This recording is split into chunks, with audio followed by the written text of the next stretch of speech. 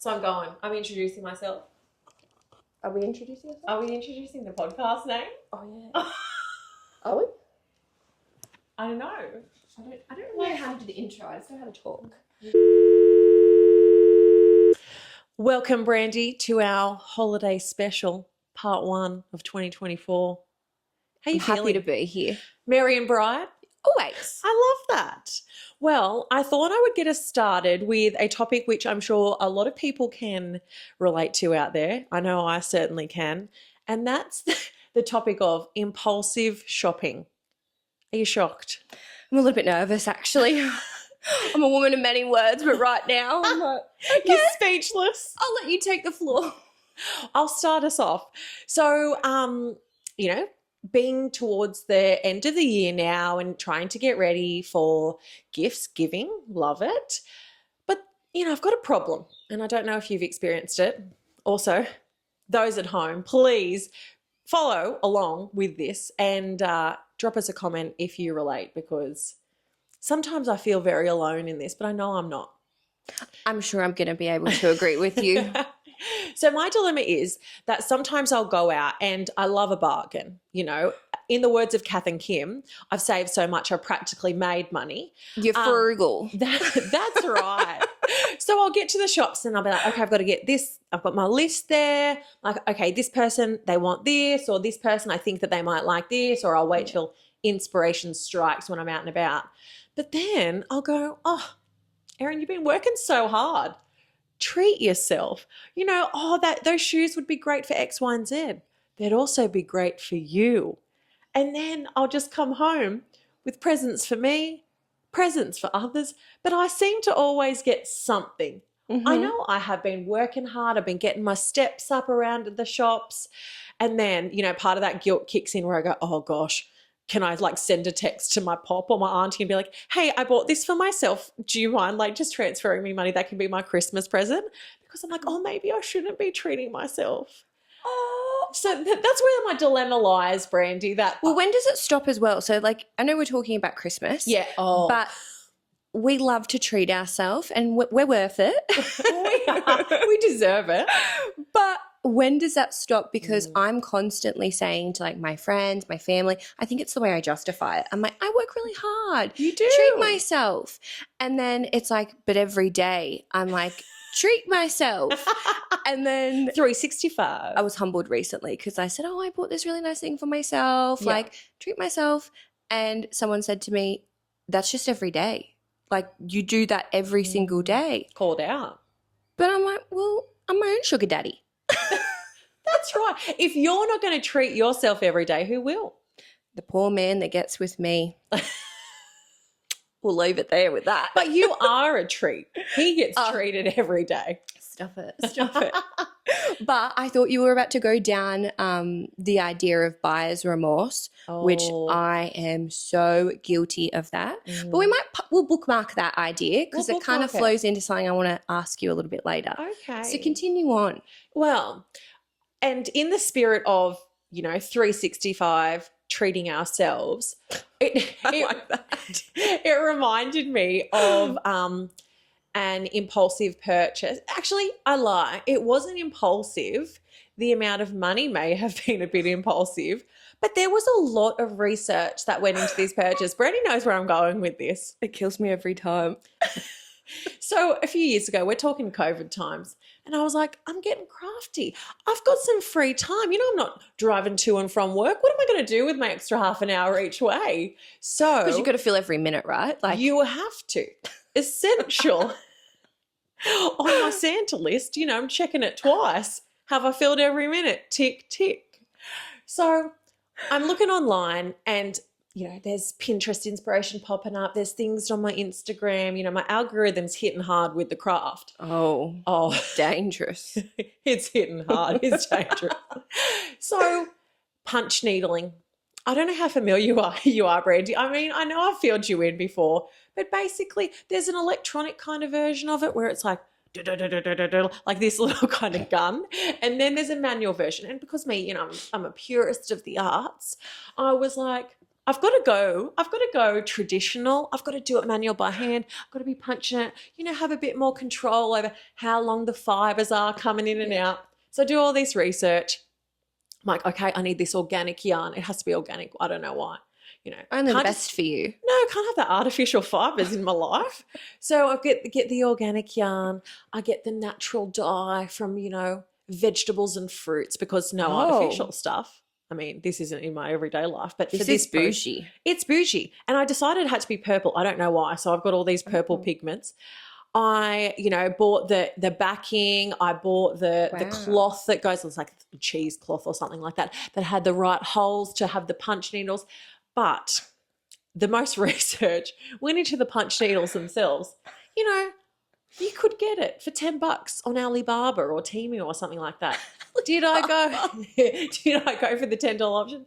No, I got the artisanal, I was like Swedish, some type of European punched needles, handcrafted by some lady. I mean, I knew her name at the time because this was my hyperfixation. This was my life. She was like the it person of punch needles. That's right. It was my identity. Let's call her Amanda. So Amanda, I get Amanda's, artisanal punch needles, handcrafted, come in the mail. Oh, they're beautiful. I get my yarn come in the mail. Stunning. I get my pigments in the mail. Gorgeous.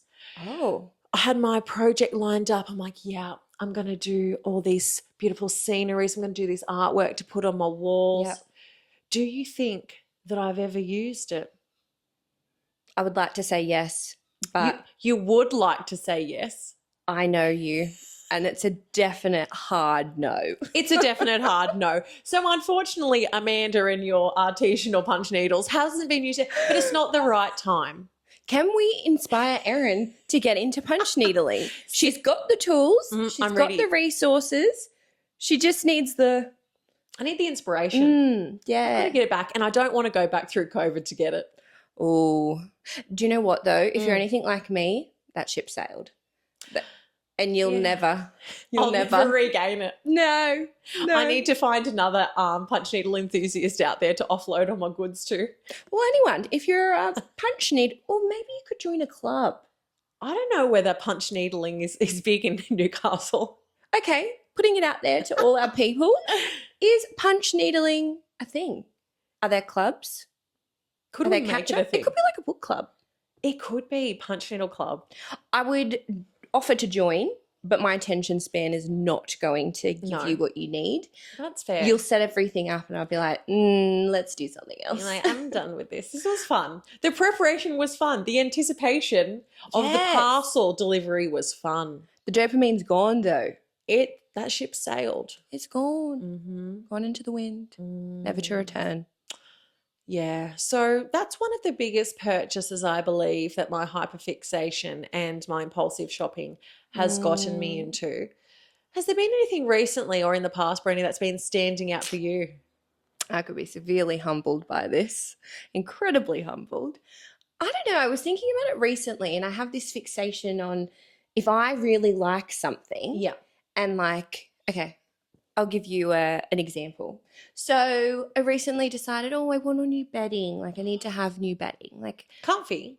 That's just essential. It's not even a treat. It's essential. We've talked about sleep, the importance. Oh, I've got a lot to say about that as well. So I was like, okay, I want to have a good night's sleep.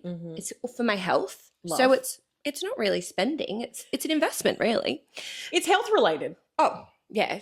It's a non-essential. Wait, no, it is essential. It's essential. Oh, what am I saying? Someone else said that. Yes, no, not rude. Me. Shush, pipe down. But anyway, I bought this beautiful 1,000 thread count, 100% cotton quilt cover. Thick. She is nice. And then inside I have this really nice cooling blanket. So the combination of my 1,000 thread count sheets with my cooling blanket, because it's warm. Yes. And then my 1,000 thread count quilt. I'm sleeping like a baby. Oh, I love that. I am loving it. However, I was like, well, I wash my bedding every week, right? Yeah. And sometimes it rains on the weekend. Oh, no. So if I wash my quilt and I wash my bedding, I'm going to have to settle for one of my other ones that I don't really like. Substandard. I need a backup. Like I need another one because if it's raining, I have to go a few days without it, and I can't have that. Mm-mm.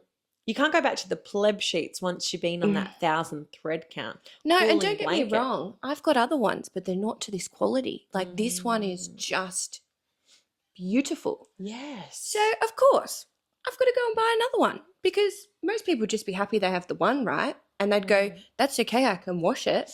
And that's fine. Not me. I ordered another one in a different colour though. Of course, you've got to have that variety. And it's on its way.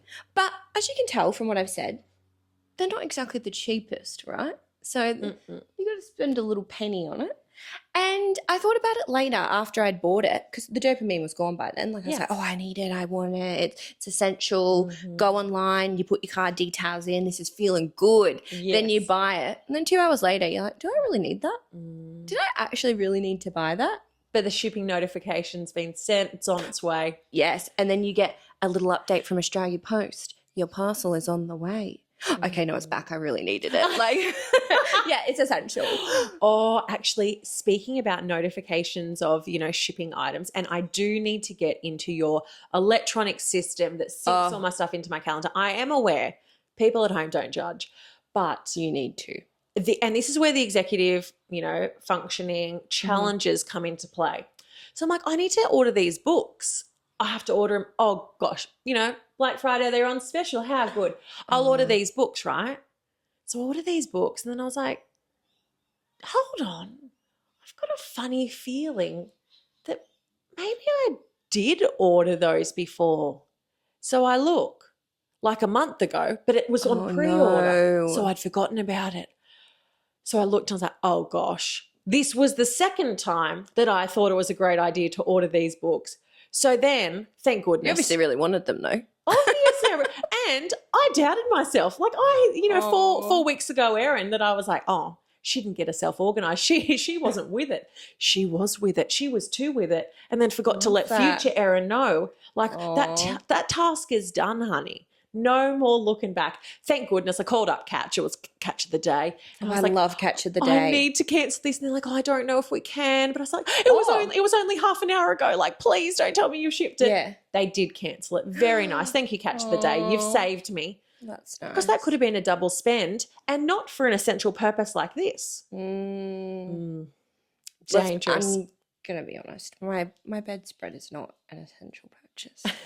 I'm trying to rationalize it, but I understand. I understand people. I know, but yeah. But I think having that alternating, blanket system is a fantastic idea. I know I have one. Yeah, but I've been buying a new quilt cover every week for the past 6 weeks. The cupboard's full. Oh, yeah, that is. That's an excessive amount of quilt covers. Oh, but then my mind goes, but what if someone comes over and then they've got to have they've got to have bedding, and I'm like, this is just a Lulu. Like, I sometimes humble myself and I'm like, I know I'm trying to justify this, but who am I kidding? This is not it's not essential. But that's okay because everyone has purchases in their lives that are not essential. People might be going, I need my coffee. Do you need it? I need my... That could be a very controversial topic, that one. Oh, 100%. I'm not putting it out there because I'm feeling brave today. Oh, okay. I'm feeling brave. But, I need my scratchy or I need my, almond Boy, I do love a good I'm going scratchy. back to coffee again. I'm so sorry. I'm so guilty for that. The dopamine.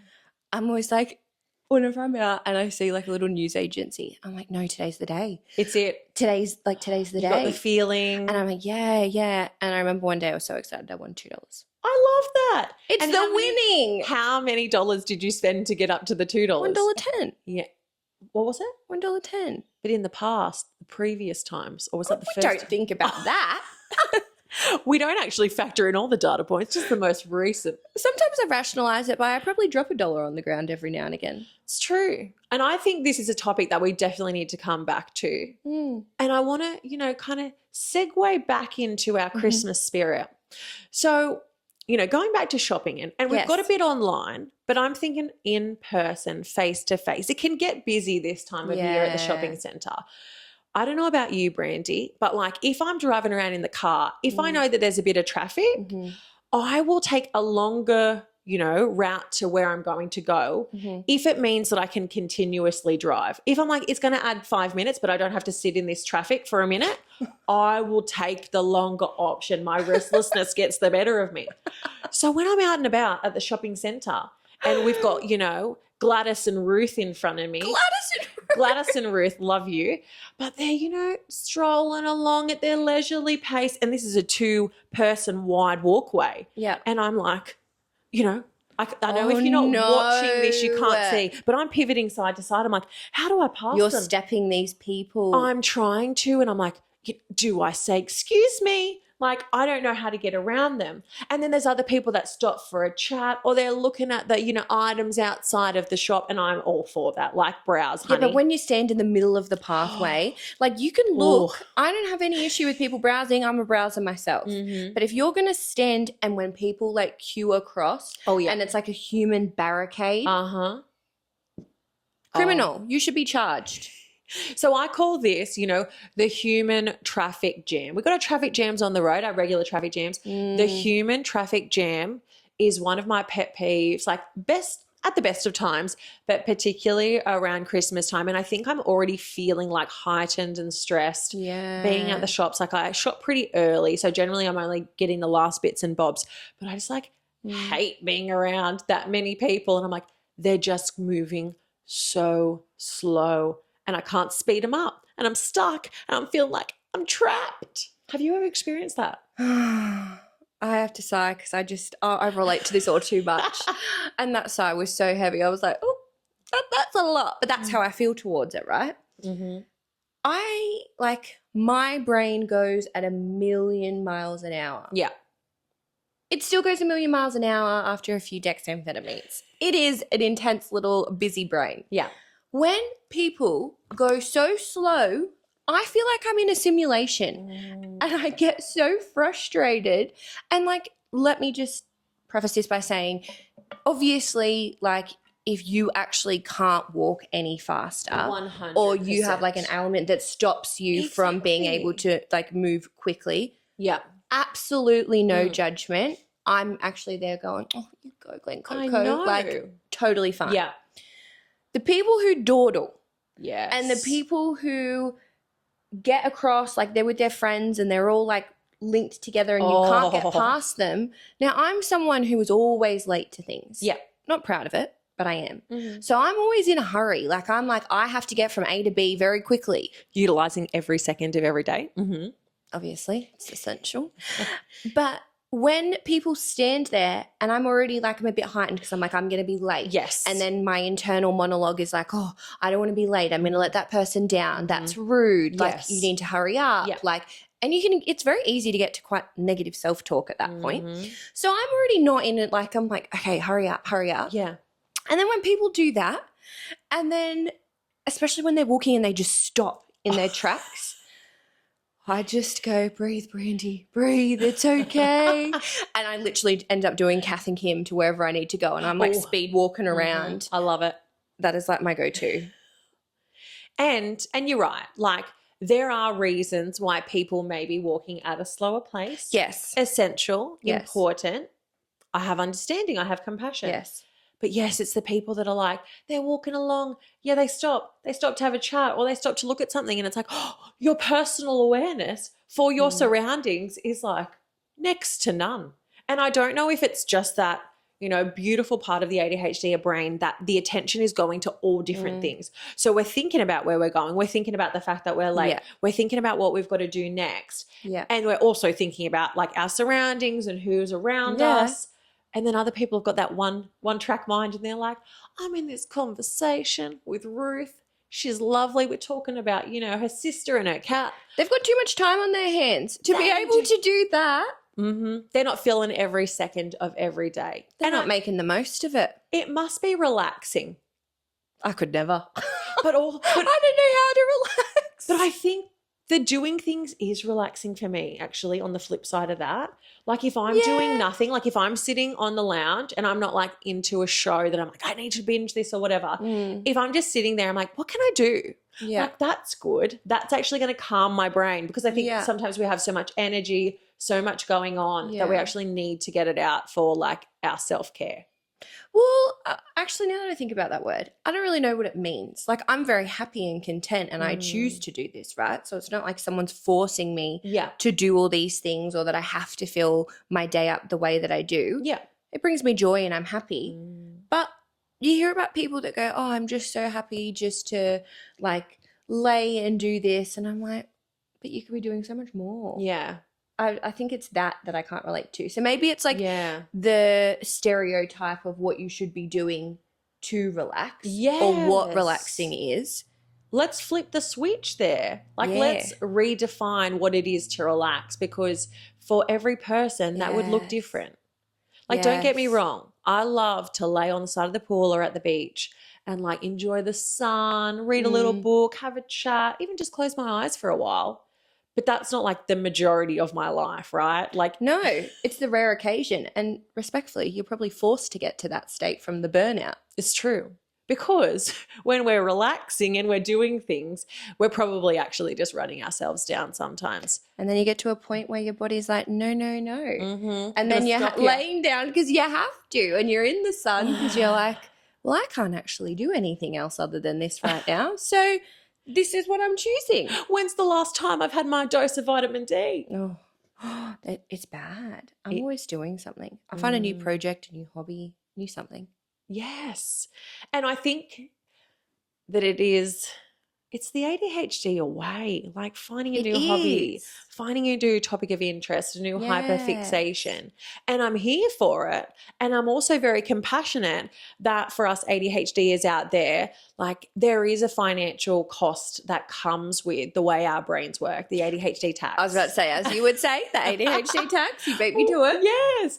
And I think too, like we need to over time understand our needs and what makes us tick, what gives us energy, what fills our cup, but at the same time like have compassion that sometimes the things that give us what we need also come with a financial and an energy cost, and that's okay as long as we're taking the downtime that we need to be able to recover. And maybe that's what we do poorly at scheduling at, because if every minute of every day is accounted for, where is that recovery time for when we just pushed a little bit too far, but we haven't actually factored that in because we don't know when we're going to hit that point?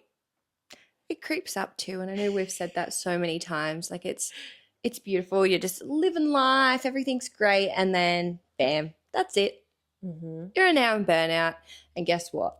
It's almost like you're in jail in a sense. And I know this sounds ridiculous, but this is where my mind goes, because you want to do all these things and you're like, oh, but I could be doing this and I could do that. But your body actually will not allow you to continue doing the same things, because I know I've said it like previously and I'll say it again. You end up withdrawing from certain things that you really enjoy doing. Yes. So it's like, you either schedule that time or your body will schedule it for a time that's normally very inconvenient, and you're in jail. You're in your own jail. And I don't know about you, but I tend to like fall ill. Like my body will like shut down in the sense of like I'll either, maybe not always ill, but sometimes I'll just get to a point where I've like at complete emotional overwhelm that like I'll cry at a drop of a hat. Like everything that anyone does will be overwhelming, or I will take it personally. Or on the flip side, I'll just get so sick and my body will be like, you are resting for 3 to 5 days and you're not moving. So I don't get a little bit sick. I like crash and burn, and then I'm fine for another like 6 to 8 months. And then I crash and burn. And then it just happens. And then it just keeps going. And then before you know it, it's your life. 100%. And this time of year, I think we need to pay particular attention to making sure that we're taking time to do the things that we enjoy, because we can pack the schedule full of what everyone else wants to do. And we have that, maybe there could be a bit of rejection sensitivity comes into play here, or concern about other people's feelings and like doing what's expected of us, where the masking comes into play. And we can neglect, the things that bring us joy. So I'm so grateful to have this time with you, because that scheduled time where I'm like, I just get to sit, be with someone I love, talk about how our brains work, and contribute to the beautiful community that we're trying to build. And like that fills my cup so much. Me too. That's so sweet. I love it. I know we've only started this podcast and we're in very, very early days, but I have to say this has been such a nice I almost call it like it's our hobby, right? Yeah. Like we really enjoy doing it. We have so much fun. Yes. And all it is just filming our regular catch-ups, right? Yes. With a bit of extra, let's put a stat in here and there. Oh, yeah, we do love a stat. We do. And a strategy, which is my next question to you. I'm about to ask. But I will say we have received so many beautiful comments and feedback about the podcast so far. Mm-hmm. So I know it's early, but a little shout out to everyone that's been supporting us and listening. Please feel free to send through like any questions or contribute as well. Yeah. Give us ideas of what you would like us to speak about. Please. But I'm going to throw it back to you, Erin, and I want to ask. Yeah. So you're very self-aware about all of this. You know that this happens. What are some strategies that you have implemented that have really helped you when you are, one, let's start with spending actually. Okay. Talk to me about your spending. What do you do? So throughout the year, because, for a long time while I was studying, we were a one income household and, paying for the boys' stuff.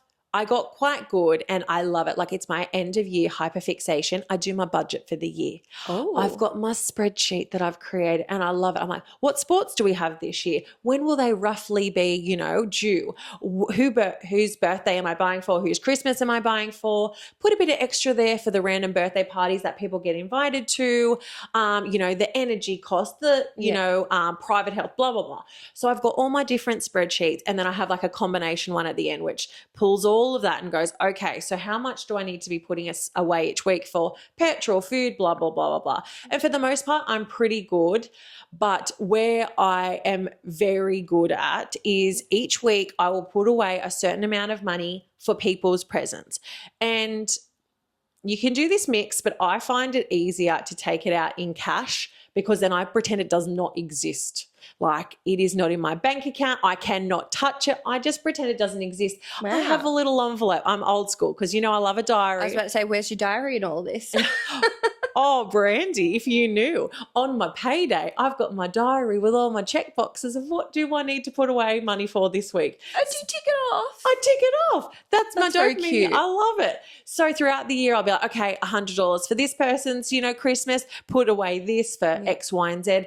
And I have it in my little envelope and it's ready to spend. So I'll go out at Christmas time with my little envelope and I'll be like, cute. I'll pay cash for that. Thank you. And they're like, why does this woman have an envelope full of money? But it's because I'm old school. So that is one thing that works for me, but I know it won't work for everyone. But I know if I keep it in my bank account, it will be spent. Even if I put it into my sub account that says like birthdays, Christmas, whatever, I will go, oh, that's okay. I'll put it back in there.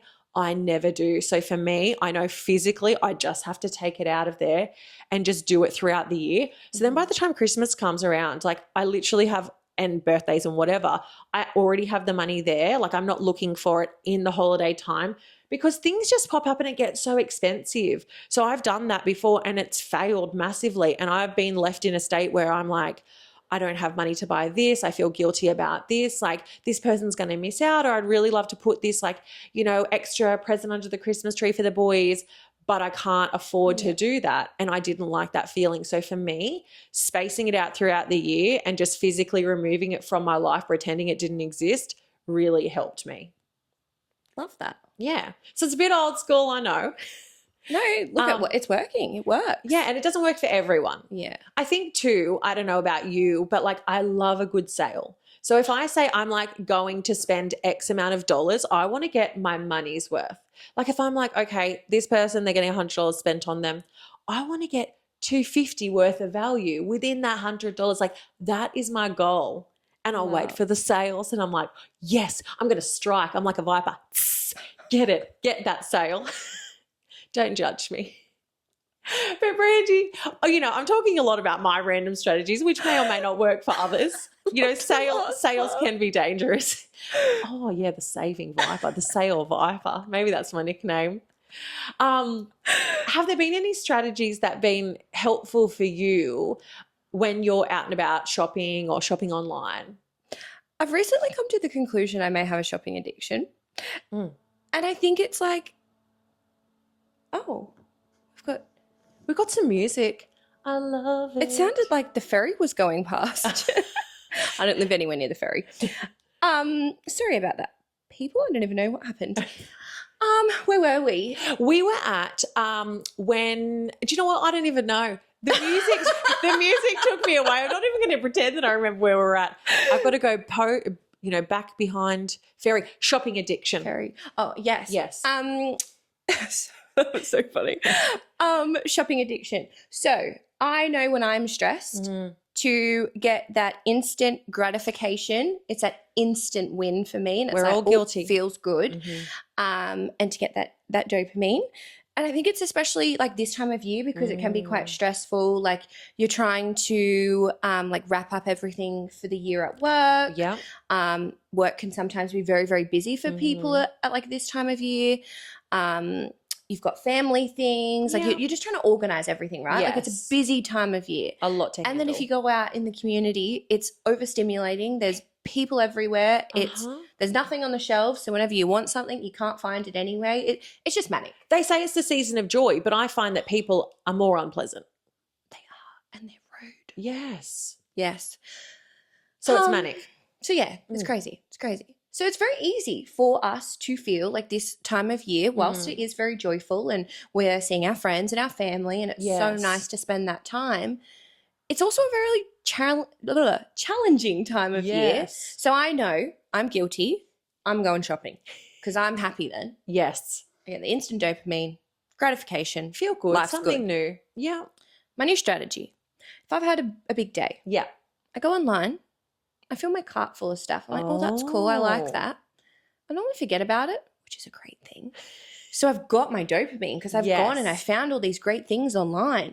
I've added it to my cart and I've done like my research. I like what I've seen. Yes. And then if I actually really, really want that item or if I like it, I will go back in 2 or 3 days' time and actually go and purchase it. Yes. Now that stops my buyer's remorse because I've had more time to process.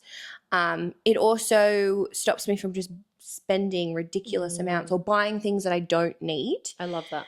And it's good because let's just say like I've done it on Monday and I've done it on Wednesday. Yeah. Sometimes on the Wednesday I find something better because I am so guilty of you see a sale, you're like, wow, that's a savings. I have to challenge my brain all the time and go, I'm not saving $65. I'm spending $65. Yes. So like obviously like if it's half price, like yeah, it's a great sale, but do I need that item? The answer's probably no. Yeah. So I will say that even the sales can be quite challenging from that perspective because you think you're being frugal and you're being resourceful and it's a great thing that you're getting it on sale. But I have bought that many things on sale that I have honestly never used that still have the tag on them. Shameful, yes.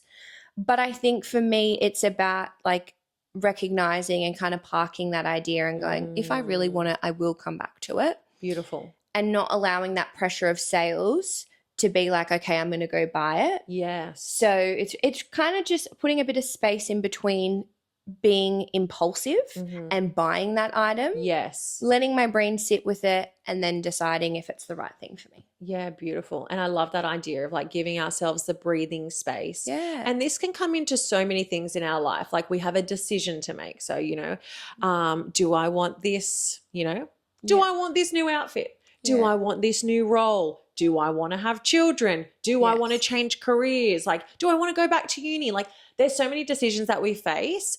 And I know for me, like I like to have the decision made. And so I know where I'm going. That limbo period can feel uncomfortable.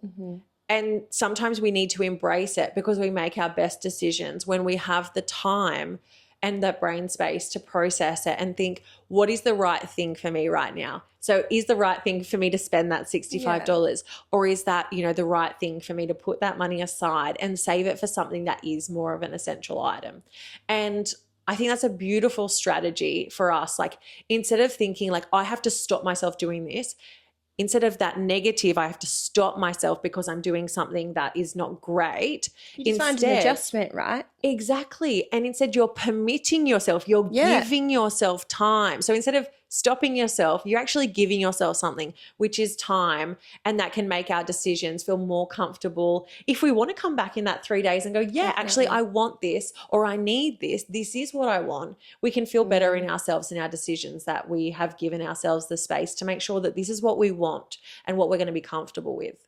I love that. And I think for me, it's just about, it's nice because I put myself in a space where I kind of force myself to relax. Yeah. So normally when I'm doing online shopping, I might be laying on the couch with my dogs. Maybe I'll pop a movie on. Yeah. Like I'm scrolling. So 1, I'm relaxing. Mm.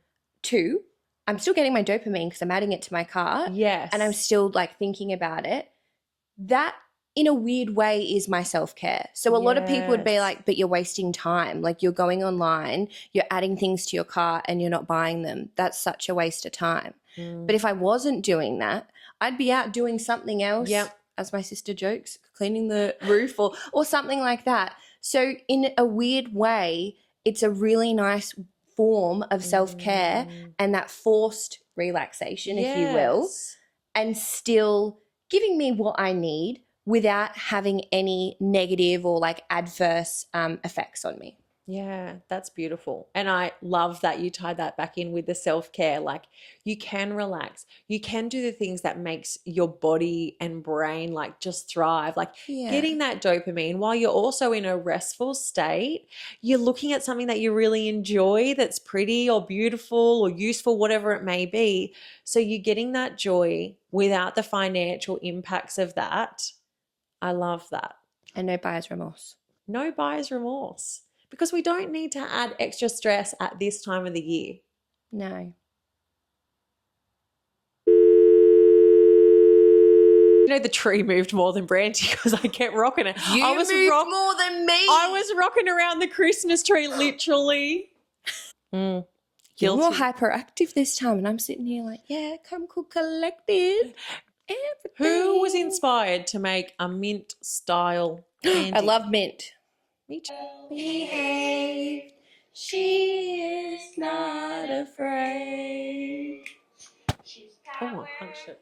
Oh, powerful. She's a good girl. Maybe not that part, but What's the last bit? Our whole she's world. our whole world. You are my whole world. But Put me too close to a tree and I won't stop. I know you're like, I know, because I'm leaning in, I'm getting involved.